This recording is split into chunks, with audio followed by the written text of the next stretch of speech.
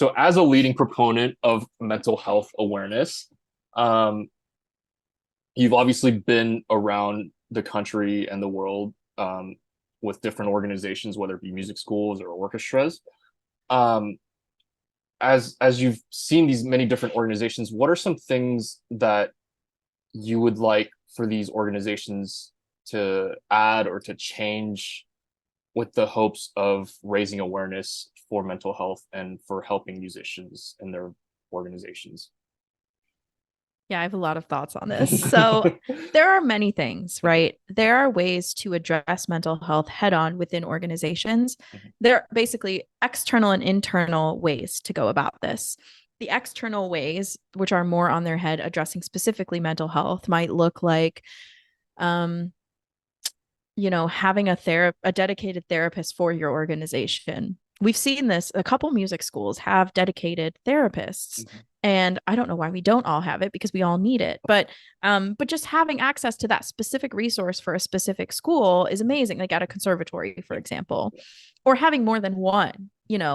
Um, that's more of an external on its head kind of resource. But internally, we have to think about how do we support our musicians that we have? How do we make them feel more comfortable?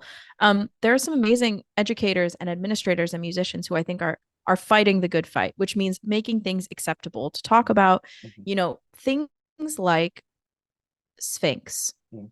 right? We see this organization that is literally supporting musicians of color. And by supporting them with finances and access to resources and help and guidance, that is supporting their mental health because you're removing barriers for them that make it harder for them and more stressful for them to become what they want to become, to be in these orchestras. So there are those two kinds of things. And then more zooming out, I think we talked about this a little, but our industry needs to place less value on job wins and more value on the types of humans that are orchestras and schools and fellowship programs that they're putting out into the world. I think we need to talk more about what success means. And we mentioned this that I think there's this old school idea of what it means to be a successful classical musician, which to many people means winning that big orchestra job, and it's glamorized for so many reasons that I completely understand because I myself have had that life goal for most of my life. But I think there are more people talking about this now that are closer to our age than closer to our teacher's age about how can you have a successful career in music, um, in ways that are not just having one job. And also, what does success mean to you? Zooming out even further, talking about that, I think with young musicians is also super important.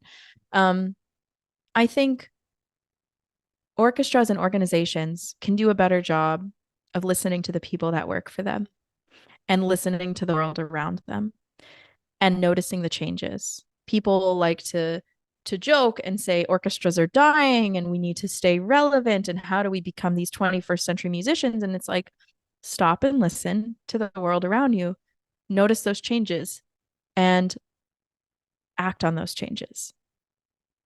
Yeah. Well, and just kind of going back to glamorizing success, I think just with social media, it's become even more prevalent because you see schools that post, about alumni that have had success, or Yes. even like, Yes. individuals will post. And I mean, I'm not saying that you shouldn't share your success, obviously, but Mm-hmm.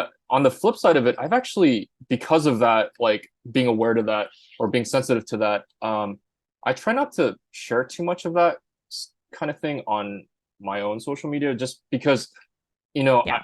sometimes when you see too many other people like posting about success, it kind of drives you down, and like I don't want to Yes. be that to other people, right? And so Mm-hmm. I think that's really important to just be kind of aware and sensitive to that. But I think going back to another point that you mentioned about schools being a little bit on the old fashioned like we're in the 21st century, but a lot of these schools are still run like they're in the 20th century, right? And Mm-hmm. I think, um going back to this stigma, I mean, a lot of teachers and schools just kind of have this mindset of, oh, our generation is just so weak, like we just complain about everything. But Yeah. it's not that we're complaining, it's just we're being vocal about it, right? It's we're actually talking about it instead of just kind of shoving it deep down in places we don't want to talk about. And like and I think again it just goes back to the human element of things, because it's again it's not, we shouldn't treat musicians like just factory tools where you just, you churn things out like in a factory. But like you said, we're humans, we all have different goals, ideals, and beliefs, and I think that needs to be celebrated more, and not just, oh, like what are you doing with your instrument these days, right? Like Right. that shouldn't be the focus of our profession. But yeah, so